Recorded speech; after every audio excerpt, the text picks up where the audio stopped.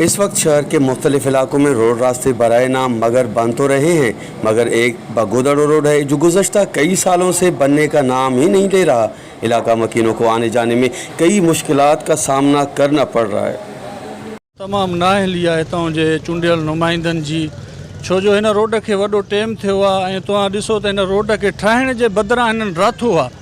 अञा हूअं लेवल हुयो, हाणे पथर विझी इन बहाने जे ठाहिण जे उन रोड खे हेठि मथायूं। पहिरीं ॻाल्हि आहे त हिन रोड खे ॿिन्ही पासनि खां सही नालो अची वञे, नेकर वारो ड्रेनेज सिस्टम ॿई पासा हुजे, पोइ किरास न थींदा। न त हे तव्हां ॾिसो था साम्हूं हीअ वॾियूं किरासूं पुलनि वांगुरु आहिनि, वॾी तकलीफ़ आहे।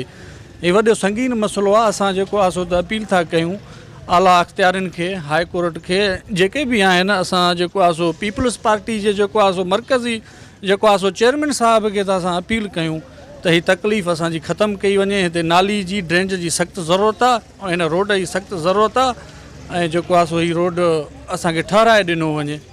सभ खां पहिरीं असां शुक्रगुज़ार आहियूं वंश टीवी जा, जंहिं असांखे क़ीमती वक़्तु ॾिनो आहे।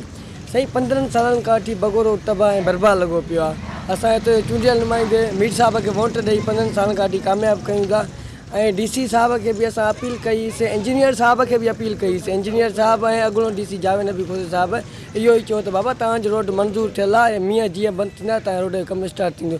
कमु स्टार्ट थियो उन खां बाद में हाणे जेको न्यू DC आयो आहे सलीमुल्लाह ओडी साहिब, उनखे बि असां फ़ोन कईसीं पर उन फ़ोन न कई। वरी बि असां जेको आहे चीफ जस्टिस खां बि अपील था कयूं। उन खां बाद में वरी बि असां MPA साहिब खे गुज़ारिश था कयूं, साईं त 15 सालनि खां वठी असां तव्हांखे बगैर रोड वारा वोट ॾींदासीं, महिरबानी करे असांजी बगैर रोड ठाराए असांजी बेचैनी ख़तमु कई वञे। पत्थर विछाए विया आहिनि, ठीकु आहे। हिकिड़ो दफ़ो आया आहिनि, हिनखे चेक करे विया आहिनि, खोटराई करे विया आहिनि, माप करे विया आहिनि, वरी ॿीहर मोटी आया आहिनि, वरी सिर्फ़ु माप ते माप थिए थो। माना को बि हिन सां ताव नथा। जॾहिं चऊं था अदा जमाली साहिब आहे, जमाली साहिब पैसा नथा मिलनि, बाबा पैसा नथा त ठीकु आहे, छोड़े ॾिनो अथव, सम्झ न साईं। हर का अमन जा कारण खे चयो आहे, उहो चयो असांजो कमु न आहे, ॿियनि खे चयो आहे, कोई त ॿुधण सां तयारु न आहे।